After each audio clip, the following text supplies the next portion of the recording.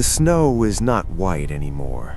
It is the color of ash, of hunger, of the silence that fell 3 weeks ago when the last mule stopped breathing. You arrived here in October, 79 of you. Now the cabins hold less than half that number. The rest are outside, under the white that never melts. The cabin walls are thin.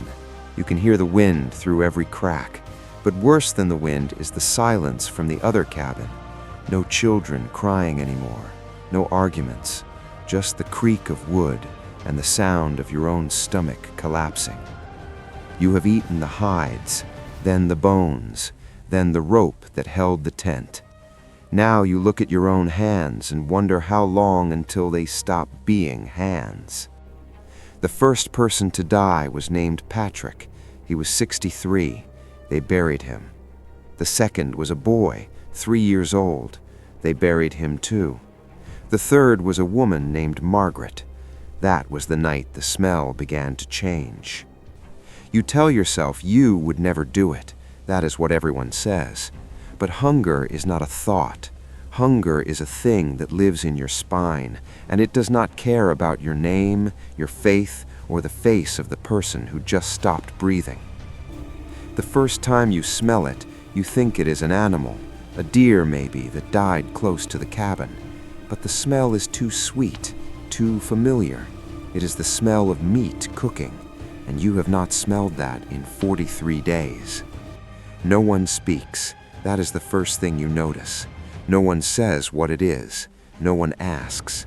The man who brought the meat sits in the corner and does not look at anyone. You eat. You eat until your stomach cramps, and then you eat more.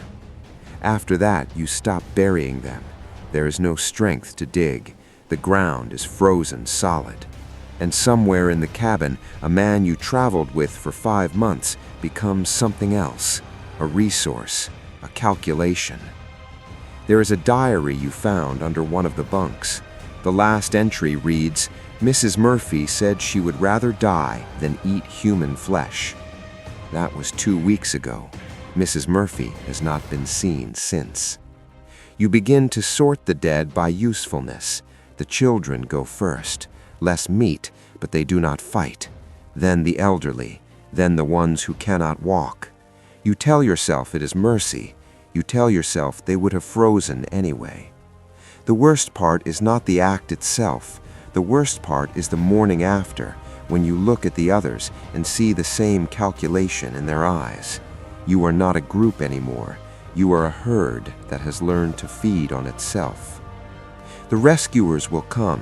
You know this because some of you left weeks ago to find help. But the snow keeps falling, and every day you wake up to the sound of wind and the certainty that they did not make it. One night you dream of bread, real bread, the kind with crust that cracks. You wake up with your mouth open and your hand reaching for something that is not there. The man next to you is dead. You do not remember when he died. They say the human body is 70% water. In the cabin, you learn the other percentages: bone, fat, what can be boiled, what can be saved for tomorrow. You learn it the way a starving wolf learns the difference between a dead elk and a dying one. The children do not understand. They ask where Mama went. They ask why Papa is sleeping outside. You tell them he went to find wood. You tell them he will be back soon. You know he will not. But the lie keeps them quiet, and quiet keeps them alive. There is a point when the hunger stops hurting. That is when you know you are close. The body gives up its protests. The mind begins to drift.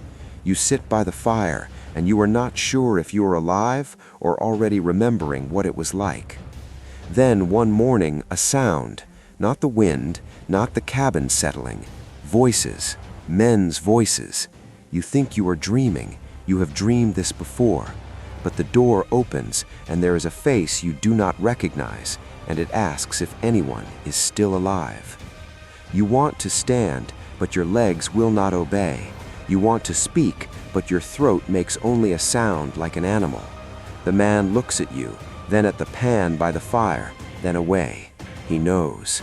He does not say it. They take you out. The air is cold, but it is air. It does not smell of smoke and closed bodies. You breathe it in, and your lungs burn. You have forgotten what it feels like to be outside without wanting to go back in. They ask how many are left. You do not know.